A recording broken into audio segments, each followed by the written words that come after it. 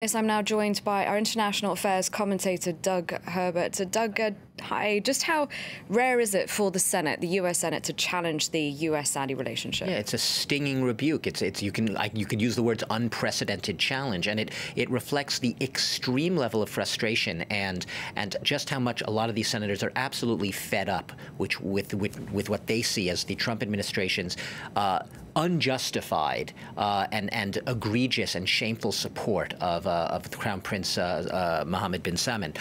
What's interesting here is that the act that they are trying to invoke the Senate with this vote is the War Powers Act. It was passed in 1973.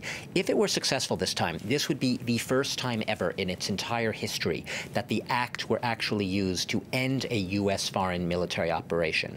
And what we're really seeing here, and the reason I say it's striking, that it's unprecedented, is because it's a rare instance where you're actually drawing a lot of Republicans over to the Democrat side, right? We had 14 Republicans voting on this measure, which is only a measure to start considering, to start debating this measure. It's not the final vote. That would come perhaps next week. But the fact that you have all these Republicans, and some of them staunch allies, stalwart supporters of Donald Trump normally, coming over, it shows the level of frustration. And what are they really frustrated with? Well, there are two things. Immediately, it is about the fact that Donald Trump has continued to find ways to justify or to support his Saudi ally, the Crown Prince, despite the CIA's finding that he was almost certainly, the Crown Prince, involved in ordering or implicated in the killing of Jamal Khashoggi. So there's the Khashoggi thing, which has just elicited outrage all around. But beyond that, it's also riveted the world's attention back to what's a far larger disaster, you can argue, than just one man's death, however tragic that is. That is the absolute world's worst humanitarian tragedy underway right now in Yemen, still underway, where you've had tens of thousands of people dying, mostly children, of hunger, 14 million or more by UN estimates, brought to the brink of starvation. And what is this? And a lot of it is, according to the United Nations, not according to me standing here saying it, according to the UN, indiscriminate attacks by the Saudi-led coalition. And yes, they do single out the Saudi-led coalition against hospitals, in a recent case, wedding parties, indiscriminate attacks on civilian casualties. Now, the Saudis will say that they're trying to make it more pinpoint. The U.S. intelligence helps them to better target so that there aren't civilian casualties. Senators aren't buying it. Senators aren't buying Trump's defense of the Crown Prince. They're fed up. And this is, even if it doesn't ultimately pass and is successful, it shows that level of frustration. It's symbolically a real slap in the face to Donald Trump and his administration.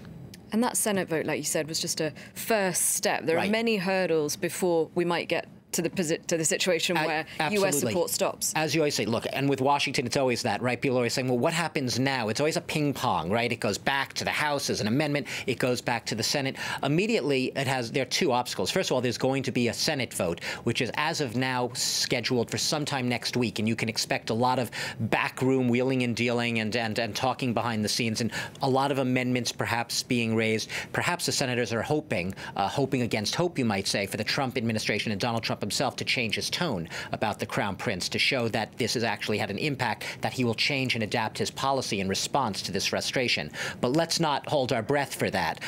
So what's going to happen is it doesn't have a chance, or little chance, of getting through the House, which is still very much Republican-controlled. It'll be hard to get the votes there. You could wait till January, when the House will have a Democratic majority. Then you have a very good chance of a vote getting through and something happening. So no. Right now, there are a lot of hurdles that remain, and we don't know what the time frame is going to be ultimately. And the latest on peace talks for Yemen? The latest, well, we heard some of it in that report. Right now, they are tentatively, and you always have to say that, underline the word tentatively when you are talking about talks is this difficult to arrange, between the Houthis, the Iranian-backed Houthis, and between the Saudis, the Saudi-led coalition, for early December. And those talks are supposed to be held somewhere in Sweden. And as of now, the parties, as of now, are tentatively, I use that word again, committed to the talks. This is one of the reasons, by the way, that the administration is invoking to say, to try to say this would be the absolute worst timing for the Senate to pass such a resolution, just as we're trying to get the peace talks started. But the senators once again say that's putting the cart before the horse. The far bigger issue is the U.S.-Saudi alliance through thick and thin, and even in the face of what's been one of the most shocking murders of a U.S. citizen and a writer and a journalist, really in modern memory in this relationship. So they're drawing the line onto that. U.S. resident. U.S. resident, excuse me, not citizen, and drawing the line under that and basically saying the buck stops here. And they're trying, and this is a rare thing, to show some Senate oversight, some congressional oversight on this administration and to try to hold them to account.